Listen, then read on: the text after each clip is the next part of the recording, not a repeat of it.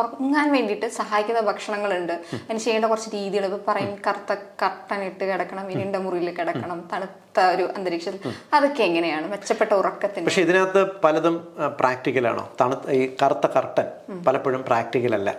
തണുത്ത അന്തരീക്ഷം, നമുക്ക് അത്യാവശ്യം AC ഉപയോഗിക്കാൻ പറ്റുന്ന സാമ്പത്തിക സ്ഥിതിയുള്ളവരാണെങ്കിൽ സാധാരണ ഒരു മനുഷ്യന് പ്രാക്ടിക്കൽ അല്ല. ഇതൊക്കെ പ്രാക്ടിക്കൽ ആണോ എന്ന് ചോദിച്ചാൽ അല്ല. വൈകുന്നേരം വന്ന് വീട്ടിൽ അച്ഛനും അമ്മയും അമ്മ ഉണ്ടാക്കുന്ന ഫുഡെല്ലാം കഴിച്ച് രാത്രി ഇതെല്ലാം കഴിഞ്ഞ് കുട്ടികളെയൊക്കെ കണ്ട് തളർന്നുറങ്ങുക എന്നൊരു രീതിയാണ് പല വീട്ടുകളിലും പ്രാക്ടിക്കലായിട്ടുള്ളത്.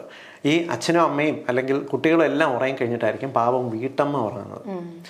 ലിറ്ററലി അവർ ഉറങ്ങുന്ന സമയത്ത് 11:30 12 മണിയാവും. പലപ്പോഴും കിടന്നു കഴിഞ്ഞാൽ ഈ പകലത്തെ സ്ട്രെയിൻ, നമ്മൾ വിചാരിക്കും ഈ പകലത്തെ ഓവർ സ്ട്രെയിൻ കൊണ്ട് പലപ്പോഴും തളർന്ന് നമുക്ക് ഉറങ്ങാൻ പറ്റുമെന്ന്. തളർന്നാൽ നമുക്ക് ഉറങ്ങാൻ പറ്റില്ല. നമ്മൾ റിലാക്സ് ആയാൽ മാത്രമേ ഉറങ്ങാൻ പറ്റൂ. തളർന്ന് കിടക്കുമ്പോൾ നമുക്ക് പലപ്പോഴും ഈ മദ്യപിച്ചിട്ട് കിടക്കുന്ന പോലുള്ള ഒരു അബോധാവസ്ഥയിലായിരിക്കും ആദ്യം ഉറങ്ങുക. പലപ്പോഴും ഇത്തരക്കാർക്ക് കൂർക്കം വലി കണ്ടുവന്ന് വരാം, ഓവർ സ്ട്രെയിൻ ഉണ്ടെങ്കിൽ കണ്ടുവന്ന് വരാം, നമ്മളെ പേടിപ്പിക്കുന്ന ഡ്രീംസ് കണ്ടുവന്ന് വരാം. കാരണം ബ്രെയിൻ ഒരു ഡീപ്പ് സ്ലീപ്പിലേക്ക് പോകാൻ സമയമെടുക്കും. ആ സമയത്ത് ഈ തലച്ചോറ് പല പല ഇറിറ്റേഷൻസ് ക്രിയേറ്റ് ചെയ്തെന്ന് വരാം. അതാണ് പലപ്പോഴും ഈ കിടക്കുന്ന സമയത്ത് കഴുത്തിൽ ആരോ ഞെക്കുന്ന പോലെ, നമ്മളെ പുറകിൽ നിന്ന് പിടിച്ച് തള്ളുന്ന പോലെയൊക്കെ തോന്നുന്നത് സ്ലീപ്പ് പാരാലിസിസ് എന്നൊക്കെ അതിന് പറയുന്നത്. ഇതെല്ലാം ഇവരിങ്ങനെ ഇറിറ്റേറ്റ് ചെയ്തുകൊണ്ടിരിക്കും. ഇതെല്ലാം കഴിഞ്ഞിട്ട് ഉറങ്ങിക്കഴിഞ്ഞാൽ ഒരു 4 മണിക്കൂർ അവർക്ക് കഷ്ടി സ്ലീപ്പ് കിട്ടും.